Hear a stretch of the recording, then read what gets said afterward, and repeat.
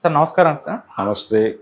Sir కేసుల చుట్టూ ఇరుక్కపోయిన పోసాని గారికైతే ఇప్పుడు ఊరట లభించేసింది. ఆయన మీద ఎన్నో కేసులు నమోదయ్యాయి. ఇప్పుడైతే బెయిల్ అయితే ఇచ్చేశారు. మరి బెయిల్ అన్ని కేసులకు వర్తిస్తుందా? లేకుంటే మిగతా కేసుల్లో కూడా ఆయన బెయిల్ సంపాదించుకోవాల్సిన అవసరం ఉందా? మరి ఇప్పుడు ఆయన జైలు నుంచి బయటకు వస్తారా లేదా? దీనిపైన ఒక చర్చ అయితే జరుగుతుంది సార్. మరి ఆయన బెయిల్ ఇవ్వడం పైన అండ్ మిగతా కేసులకు వర్తిస్తుందా లేదా ఏం చెప్తారు సార్? ఓబులవారిపల్లె కేసులో బెయిల్ వచ్చింది ఆయనకి. ఇతర కేసులు దానికి సంబంధం లేదు, వేరు వేరే కోర్టుల్లో ఉన్నాయి కేసులు. ఓకే. కాబట్టి ప్రతి వారెంట్కి ఒక బెయిల్ తీసుకోవాల్సినటువంటి అవసరం ఉంది. 23 కేసులు పెడితే 23 కేసుల్లోనూ బెయిల్ తీసుకోవాల్సినటువంటి అవసరం ఉంది. ఏ కోర్టు బెయిల్ ఆ కోర్టుదే.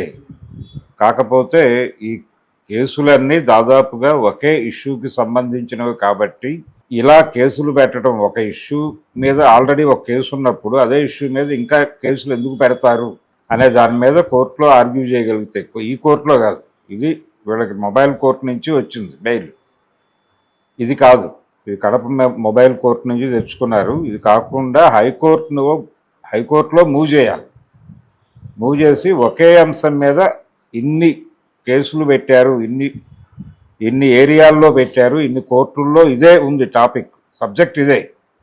ఇప్పుడు ఓబులవారిపల్లెలో వచ్చినటువంటి బెయిల్ ఏదైతే ఉందో దాదాపుగా ఇదే కేసు అన్ని చోట్ల ఉంది. కాబట్టి ఇదే బెయిల్ అన్ని చోట్ల వచ్చేలాగా చేసి సింగిల్ విండో పద్ధతిలో వదిలిపెట్టేయండి అని అడుగుతూ ఈ కేసులన్నీ కూడా ఒకే చోట విచారణ జరిగేలాగా అతనికి అవైలబుల్గా ఉండే కోర్టు ఎగ్గొట్టాలనో అంటే చట్టాన్ని ధిక్కరించాలనో న్యాయస్థానాలని దాటి వెళ్ళాలనో మా క్లయింట్కి లేదు. కాకపోతే ఇన్ని చోట్లకి తిరగటం కష్టం అవుతుంది కాబట్టి మానవతా దృక్పథంతో వీటన్నిటినీ ఒకటే కోర్టుకు బదిలీ చేసి ఈ వాయిదాలన్నీ ఒకే అంశానికి సంబంధించినవి కాబట్టి ఒకటిగానే పరిగణించి తగిన న్యాయం చేయవలసిందిగా కోరుతున్నామని హైకోర్టులో పిటిషన్ వేసుకుంటే సాధ్యం అవ్వచ్చు. అది కోర్టు న్యాయమూర్తి గారి నిర్ణయం మేరకు ఉంటుంది. అది వారి నిర్ణయాన్ని ఎవరు డిక్టేట్ చేసేది కాదు కాబట్టి. కాకపోతే దానికి ఒక ప్రాతిపదిక చెన్నై హైకోర్టు ఇచ్చినటువంటి ఒక జడ్జిమెంటు, చెన్నై హైకోర్టు అలాగే సుప్రీంకోర్టు నుంచి తమిళనాడు ఉప ముఖ్యమంత్రి గారు తెచ్చుకున్నటువంటి ఒక జడ్జిమెంట్ ఉంది. అంటే ఒకటే అంశమైనప్పుడు ఇన్ని కేసులు ఎందుకు పెడతారు అని ఒక జడ్జిమెంట్ పాస్ చేశారు. వాడు కేసులు పెట్టద్దు, ఉన్న కేసులన్నిటికీ కలిపి ఒకటే ఇచ్చేయండి అని. అది మేబీ అది వర్తింపజేస్తే ఈయన బయటకు వచ్చే అవకాశం ఉంది. కానీ ఇప్పుడైతే బయటకు రాడు. ఇప్పుడు ఈ ఓబులవారిపల్లె తాలూకా కేసులో బెయిల్ వచ్చినప్పటికీ ఆయన బయటకు రాడు. ఇతర కేసుల్లో కూడా బెయిల్ తీసుకోవాలి. ఆయన కర్నూలు బెయిల్ తీసుకోవాలి, అలాగే ఇంకో చోట హాజరుపరిచారు ఆయన్ని, అక్కడ కూడా తీసుకోవాలి. ఎక్కడెక్కడైతే ఇప్పుడు తిప్పిన చోటన్నా కనీసం తీసుకోవాలి. ఇంకా ఎన్ని వారెంట్లు పెండింగ్ ఉన్నాయో చూసుకోవాలి. ఆ వారెంట్లన్నీ కలెక్ట్ చేసి వాటి మీద ముందస్తు బెయిల్ ఇస్తుందేమో కోర్టుకు వెళ్ళి కనుక్కోవాలి. ఈ ముందస్తు బెయిల్ వచ్చిన తర్వాత వీటిలో షూరిటీలు పెట్టుకుని బయటపడాలి. అంచేత ఇది ఈ రోజు తేలే వ్యవహారం కాదు పోసాని. ఇది డెఫినెట్గా టైం తీసుకుంటుంది. ఓకే. అందుకని అసలు ఇలాంటి కేసులు డిజైన్ చేయటంలోనే ప్రోగ్రామ్ ఉంది. అంటే వాళ్ళ ఉద్దేశం ఏంటంటే హెరాస్ చేయటమే.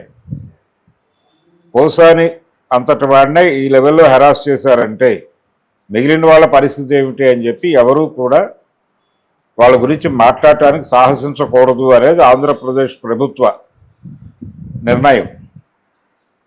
అంటే అందరూ మాట్లాడారు, పోసాని ఒక్కడే మాట్లాడలేదు. మాట్లాడిన వాళ్ళు చాలామంది ఉన్నారు, అవతల వైపు నుంచి కూడా మాట్లాడారు.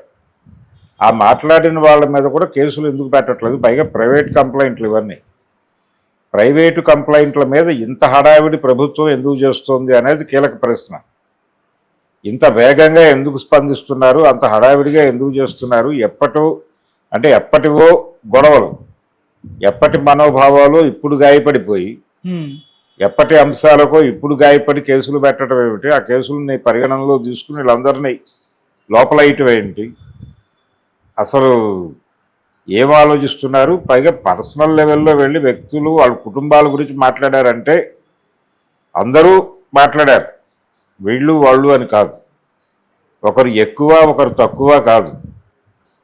చంద్రబాబు నాయుడు గారి కుటుంబం గురించి ఏ స్థాయిలో అయితే వైసీపీ వాళ్ళు మాట్లాడారు అని తెలుగుదేశం పార్టీ బాధపడిందో, చంద్రబాబు నాయుడు గారు మీడియా ముందుకు వచ్చి కన్నీరు పెట్టుకున్నారు, దాదాపుగా అదే లెవెల్లో వైఎస్ జగన్మోహన్ రెడ్డిని అతని వైఫ్ని కూడా కించపరుస్తూ అలాంటి వ్యాఖ్యలే దాదాపు చేశారు.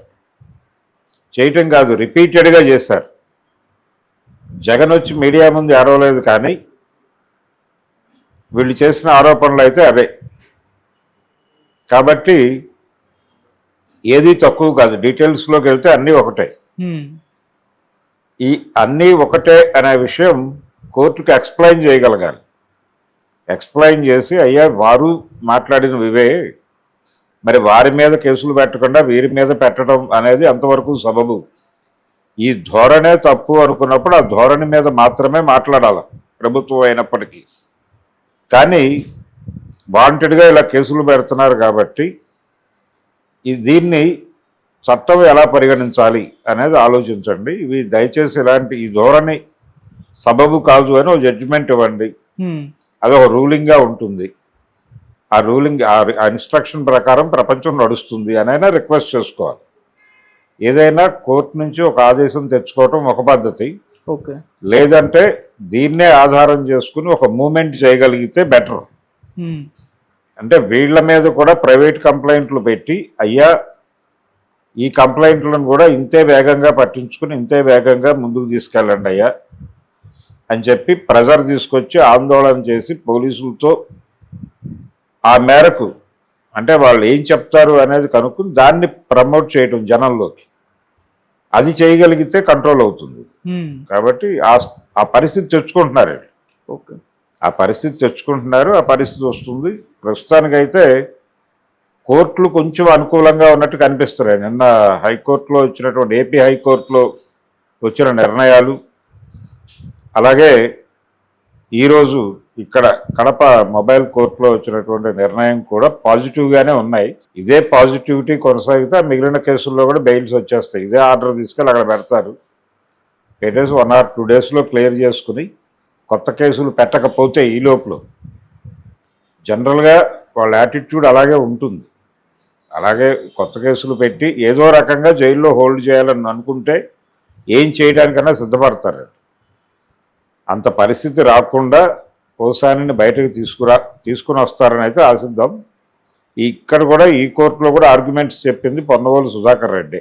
పొన్నవోలు గారే మొత్తానికి బెయిల్ సాధించండి, పోసానికి సాధించండి. మరి మిగిలిన చోట్ల కూడా సాధించేస్తే బయటకు వచ్చిన తర్వాత ఇప్పుడు ఆయన మీద ఆల్రెడీ ఒక గొడవ ఉంది ఇంటర్నల్గా పార్టీలో. అంటే ఆయన అందరి పేర్లు చెప్పేశాడు, ఆయన అప్రూవర్గా మారిపోయాడు అంటున్నారు. ఒకవేళ అప్రూవర్గా మారాడా లేదా, ఎలా మార్చారు,